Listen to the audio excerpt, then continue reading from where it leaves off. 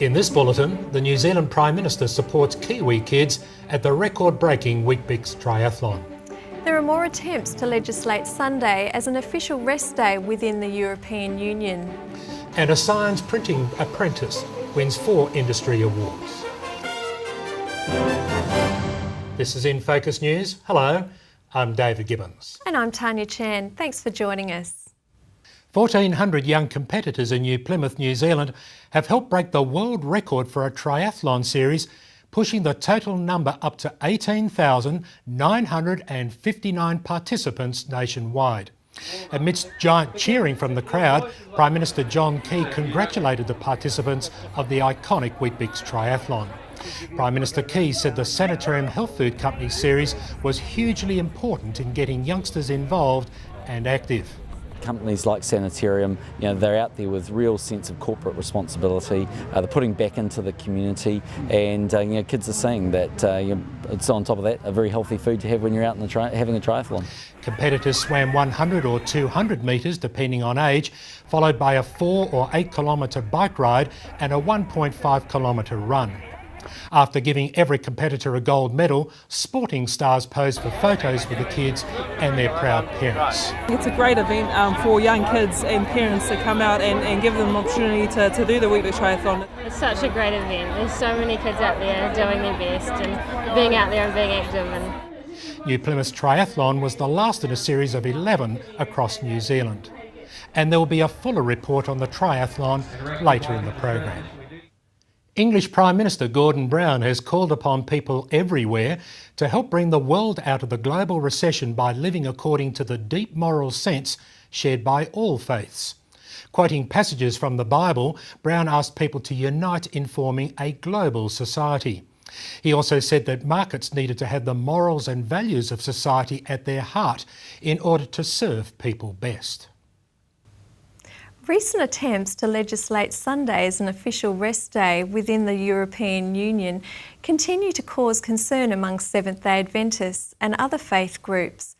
The Roman Catholic Church, as well as some Protestant churches, want to enforce Sunday rest in Europe through legislation.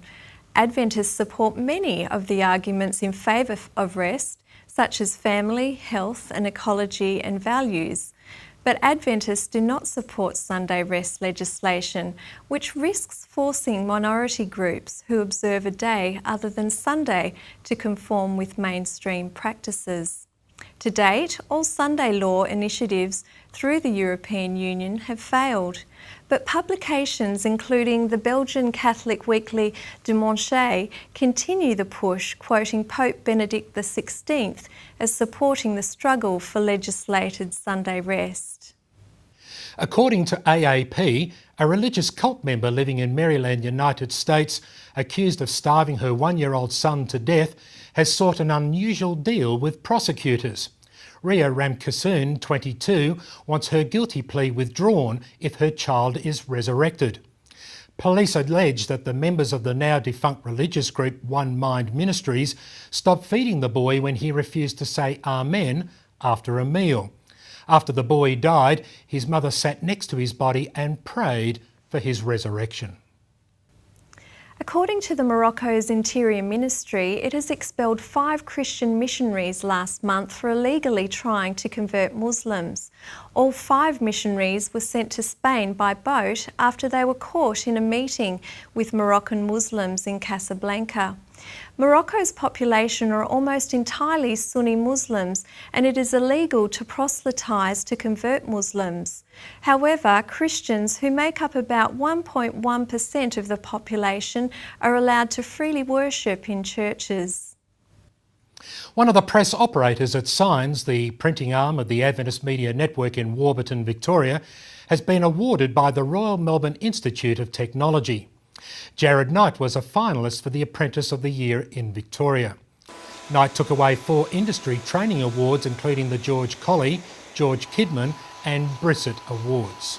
I like to think of working for Signs as a way of fulfilling a mission for the church, and found that printing is something that I've been really interested in by doing an apprenticeship here, so it's been good. The annual awards are widely recognised and highly coveted throughout the printing and graphic arts industries. Young people around the world have been mobilised for social action after Habitat for Humanity's International Student-Initiated Week of Advocacy last week. Act, Speak, Build Week was formed in 2002 and attracts young people from 5 to 25.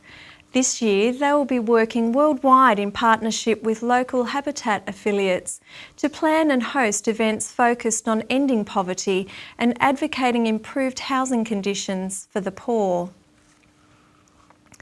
A giant travelling Bible that is on tour in the South Pacific is now in Australia after spending more than 3 weeks in Papua New Guinea. Used by the Seventh-day Adventist Church to encourage members to read the Bible, the giant book arrived in Brisbane after receiving a big send-off from the Adventist Church in Papua New Guinea. The Bible was in Sydney over the Easter weekend and was on display in a shopping mall and the town's main street while travelling in Oberon, Lithgow and Mudgee this week. Next week, the tour continues in New Zealand. Thousands of Christian women met in Sydney, Australia last week for the 13th annual Colour Your World Women's Conference. 2 back-to-back sessions stretched across 6 days with dozens of nations represented. Guest speakers came from the United States, Denmark, Uganda and Australia. During the conference, delegates were presented with a number of new initiatives and social justice projects. They also gained the tools, insight and inspiration to be the change in their own communities. Australian cricketer Brett Lee has been through a difficult time lately, but has been encouraged to return to the game with a renewed sponsorship offer from Sanitarium Weet-Bix. Lee went through some personal difficulties and also suffered physical injury.